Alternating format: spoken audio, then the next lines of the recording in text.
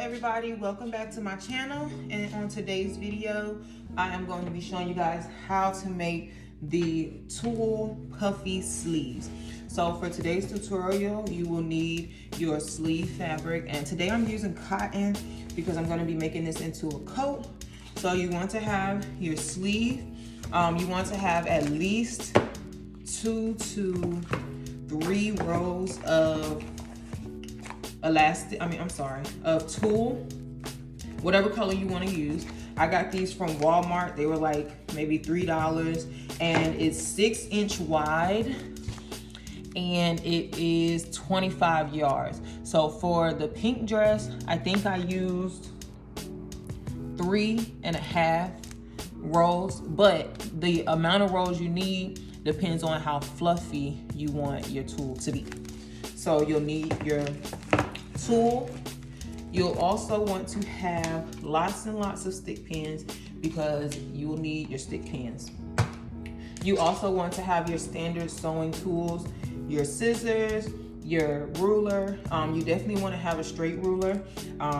If you want to have a guideline on your sleeve so you can do straight lines on your base fabric in chalk. That way you can see exactly where you're going to put your tulle. So you want to take your tulle and you're going to go to your sewing machine and you're going to use your gathering foot and you are going to gather up all of this tulle. It takes a while, but you're going to have tulle everywhere, long strings of tulle. But do both of your rows or however many rows that you have, and then we'll be back.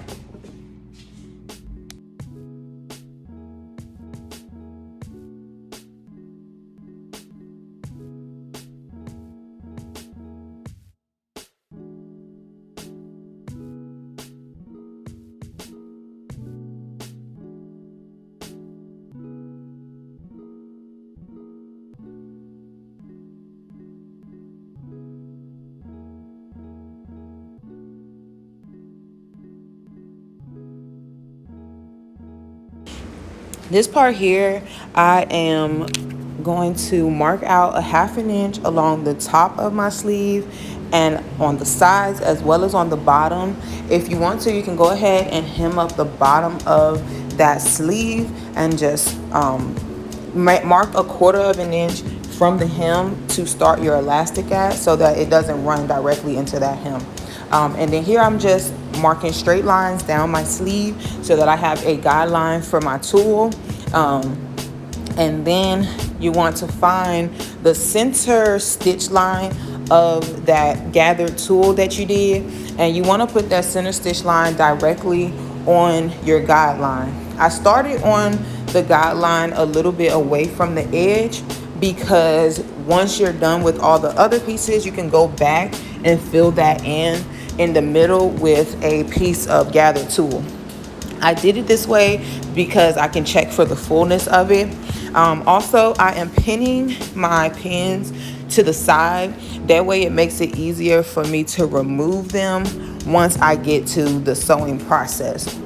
So you're just gonna continue down your sleeve with the gathered tulle and pin that down.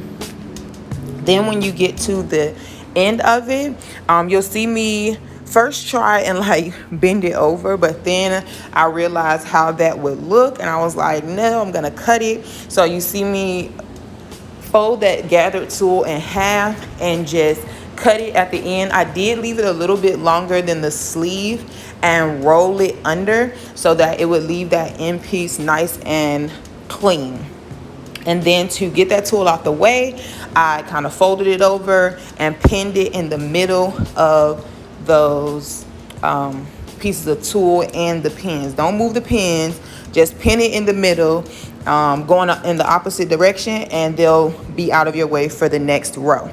So at the top, of course, fold it under so that you have a clean top edge and put it on the top of that 1/2 inch line so that you have enough room to sew on to whatever you're doing, and you'll have some seam allowance.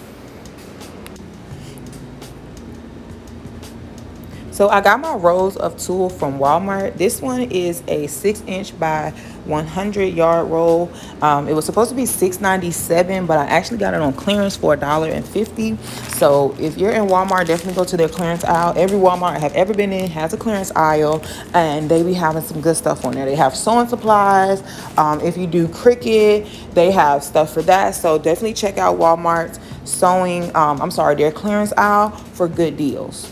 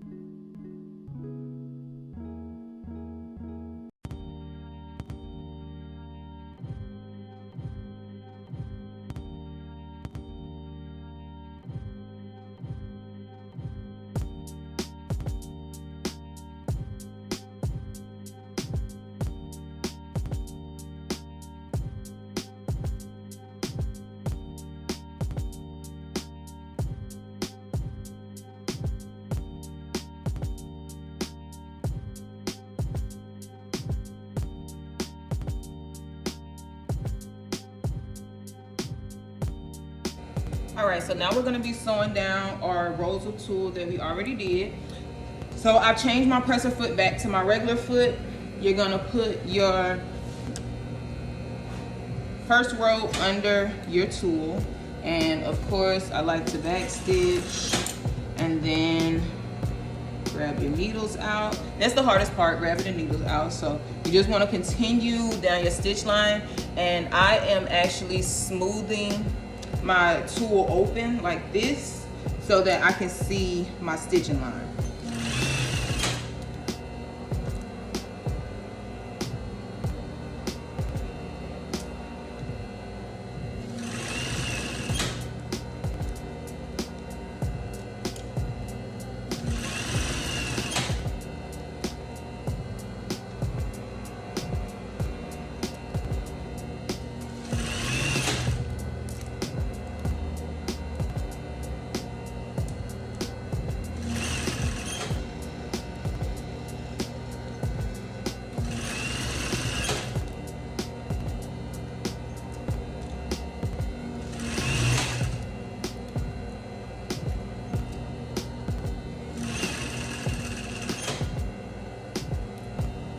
When you get to the end, you're gonna back stitch again.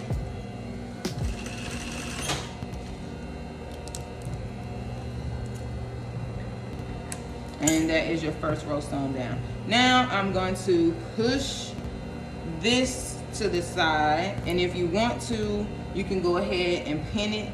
That way it's not like in your way when you open up your next one. So pin it out the way. This does not work with those little clips. You can't use those clips. That's not gonna work. So you can just pin that out of the way, like so. All right, now just take our pins from the middle of this row and we are gonna take those out so that we can do our next row. And that keeps all of this out the way. So I'm gonna put a pin right here because that was in my way. All right.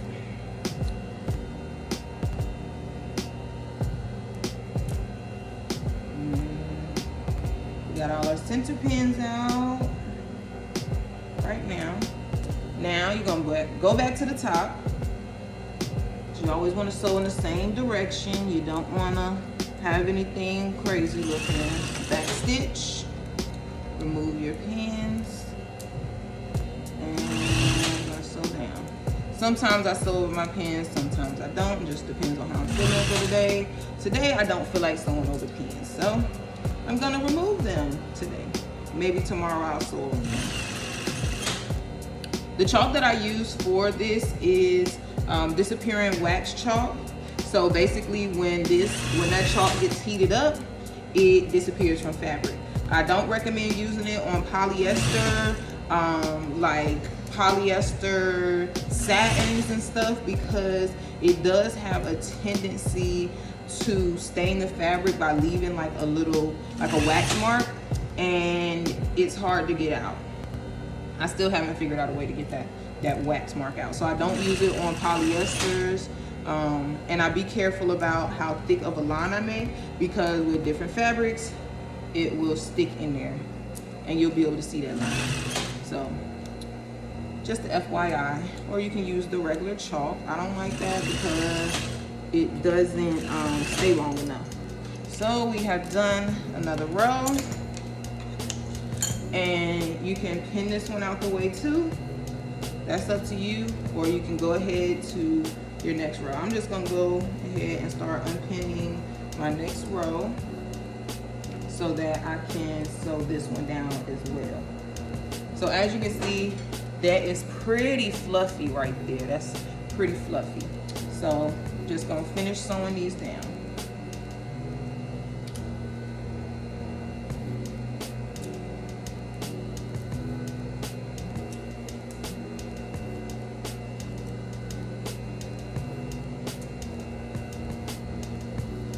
You want to gently open that up so you can get to your next row and go sew. All right, just like that.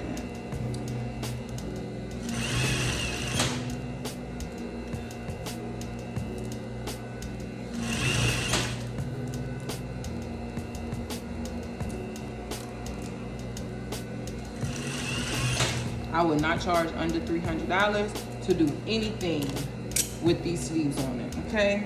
This is a lot of work, and it's very tedious to get the look correctly. So you just want to keep stretching that open and sewing along that center line. I would say even $500, but sweetheart, no.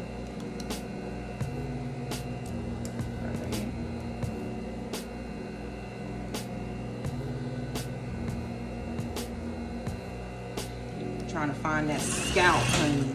The scalp. This is kind of like when you're trying to sew a wig on, sew a track on a wig. You gotta move all that hair out the way. That's what I feel like. I'm putting the wig together. Alright. FYI, I am not a wig sewer, okay?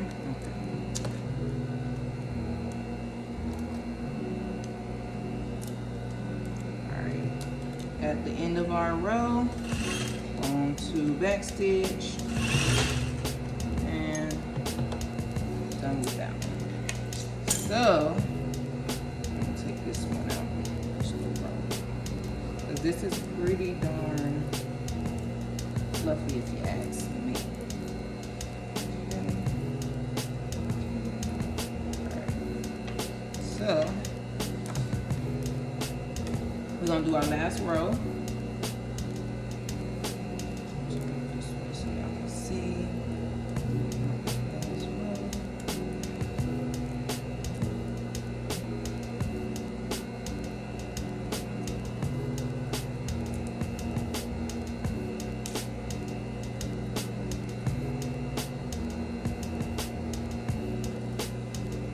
All right, now we're gonna get this last row up under our needle. Again, you are smoothing that out of the way. We're gonna drop, back stitch, continue,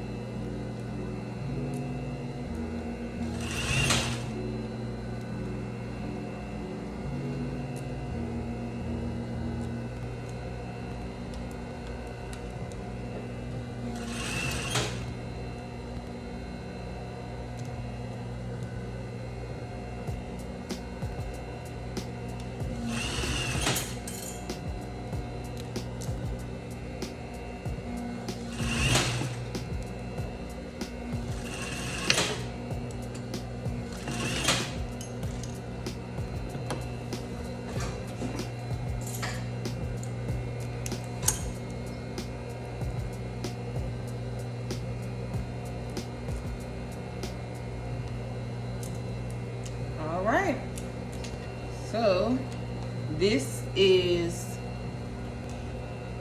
one layer of tulle, and this is only, I think, 4 rows. Yeah, 1, 2, 3, 4. 4 rows. And this is super duper poofy. Okay. So I still have room for 2 more rows. I'm gonna go ahead and gather up some more tulle so that I can finish this sleeve off and show you guys what it looks like when it is completely fluffed out and all the rows are finished. I'm liking it like this so far. So I'll be back. All right, so we have our rows sewn on, and as you can see, this is looking pretty puffy here. So now I'm gonna show y'all the hard part, which is closing this up. Now there really isn't an easy way to explain this besides the fact that I left this one right here because if you want, you can go ahead and put a row of tulle right here and right here, but I don't feel it's necessary for this design that I'm going for. So what you want to do is you want to kind of try and like burrito roll your tulle in. And what I did, go ahead and get your end pieces, your seams together. I'm gonna go ahead and pin them together.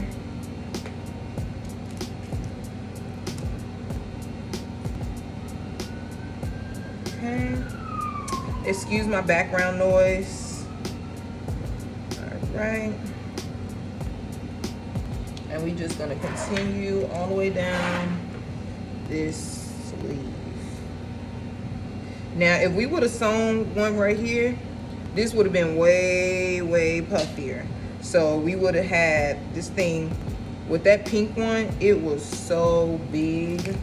Like, I was like, what in the world? So we're just gonna pin this up like that. And actually, I'm gonna go ahead and do this in, so that way I can make sure I'm not stretching it or anything like that. So get that pinned. And you can see, because of my bobbin thread, where my row actually is. And as you can see, it's getting poofy. So you just poke that in there, stuff it in, and continue pinning.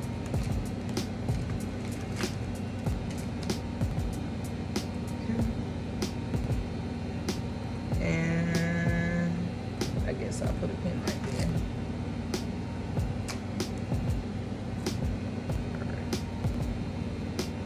there. All right, so now we're gonna take this to our sewing machine. And again, you want to make sure that your tulle is pushed out of the way. And I am gonna sew on this side because I don't want to get too close to this line, because that's where my tulle at, and I don't want to sew on that line. So I'm gonna sew my 1/2 inch seam allowance going up my sleeve, and I'll be back.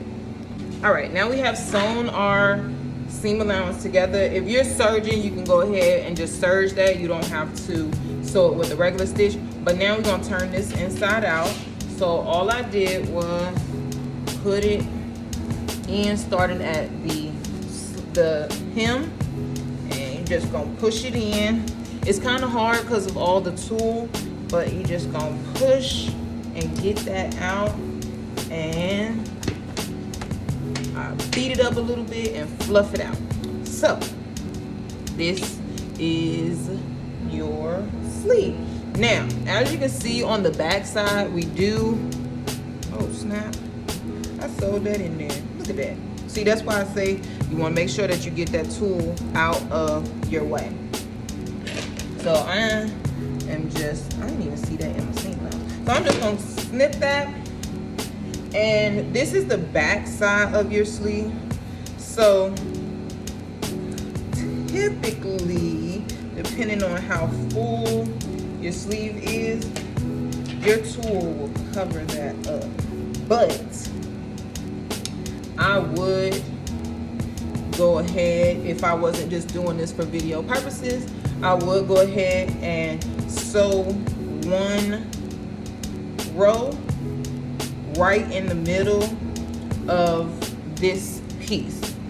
So I would go on that line that I made. So I would end it right here, and I would sew another row of tulle on that part, and then the same on that part. That way when those two pieces meet, they cover up your side seam. So that's under your underarm though, but this is your sleeve, and I will take it to my mannequin and just put the sleeve on her so y'all can see what it looks like. Right, and here my mannequin is with just one sleeve on. As you can see with it on, you can't tell that it's missing tulle right here. But if your customer was to put their arms up, you can see that. So I would definitely go in and fill this part in with 2 rows of tulle, and then you are done. You have your sleeve.